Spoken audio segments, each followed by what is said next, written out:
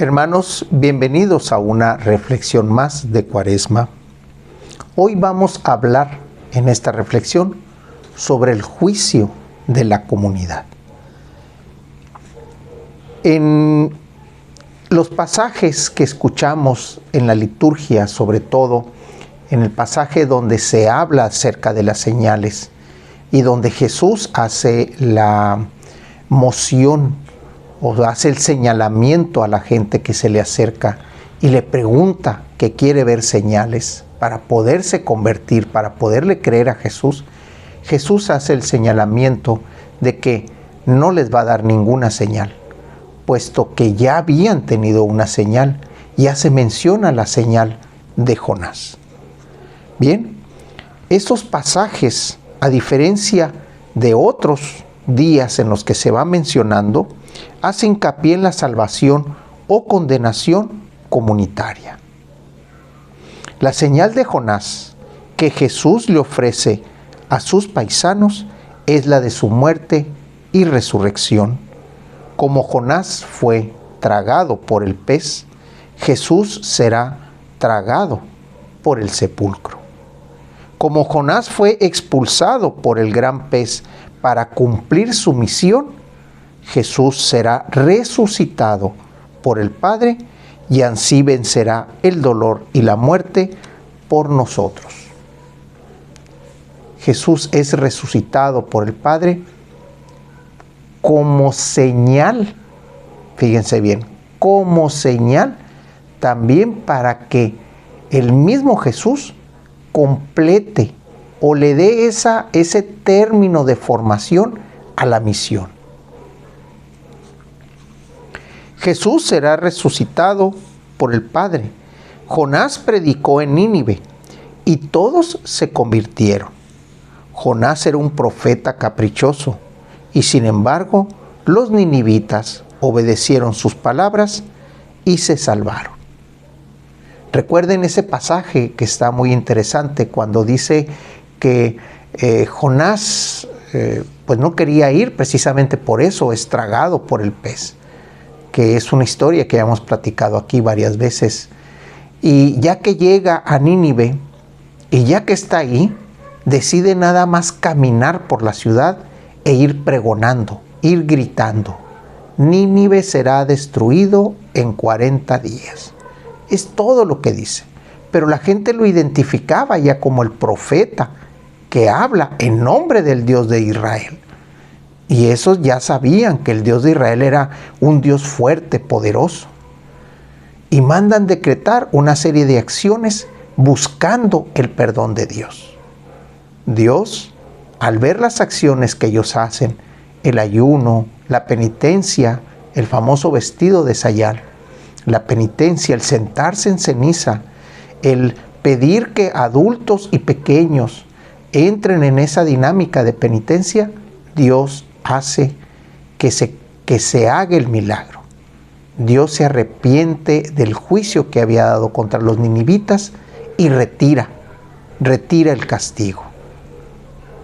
Jesús, quien no solo es profeta, sino el Hijo de Dios, al que sus propios paisanos reconocen que habla como quien tiene autoridad y hace grandes milagros, no fue obedecido.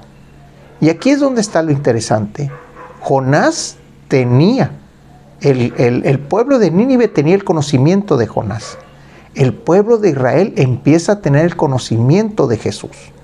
Como quien habla con autoridad, hace milagros, devuelve la mirada a los ciegos, devuelve la escucha a los sordos y hace una serie de curaciones.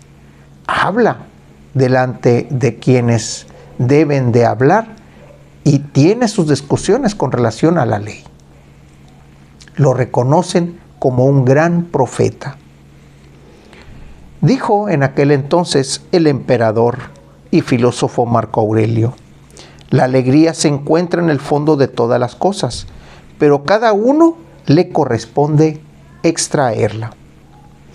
Los judíos conocieron a Dios conocieron a Dios cara a cara en Jesús. pero no quisieron reconocerlo. Él es la alegría, la luz de los hombres, y no supieron aceptarla ni seguirla. Y aquí cabe esta reflexión. ¿Cuántos de nosotros sabemos que el Evangelio es quien nos conduce a la salvación y aún así nos aferramos a nuestra vida, nos aferramos a las cosas del mundo? Escuchamos el Evangelio, lo meditamos tantito, le pensamos tantito y hasta ahí llega nuestra intención. Es cierto que muchas veces tenemos un terreno áspero en donde cae la palabra, pero otras veces ni siquiera es eso. Es simplemente que no sabemos o no tenemos la intención de cambiar. Cuando el Señor habla del juicio de la reina del sur y de los ninivitas contra la gente del tiempo de Jesús, no es que quisiera condenarlos, sino advertirles por su propio bien. Al final, la gente no quiso escuchar al Señor y los romanos acabaron con todo Israel.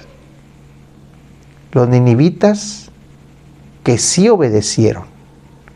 La reina del sur, que al escuchar de la enseñanza de Salomón vino desde lejos para conocerlo y aprender de él, son los que en el día del juicio se levantarán contra aquellos que a pesar de haber escuchado, que a pesar de haber estado cara a cara con el Evangelio, con Jesús, con la cara visible del Padre en este mundo, simplemente no lo obedecieron.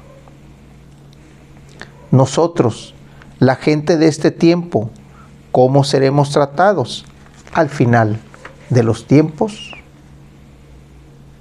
Estamos en tiempo de gracia, hermanos. Estamos en tiempo de reflexión. Ya lo hemos dicho, ya lo dijimos ayer. Estamos en ese tiempo en el que podemos corregir nuestro camino. Podemos aplicar una reingeniería, ya lo dijimos. Destruir todo y volver a empezar. Empezar de limpio, empezar desde cero. Y si nos da flojera empezar así, bueno, empecemos poco a poco a hacer nuestras correcciones, pero de una manera dedicada, de una manera atenta, de una manera que en verdad valga la pena ese sacrificio como los que hicieron los de Nínive, para que agrade al Señor y quite el castigo del cual nosotros pudiésemos ser víctimas.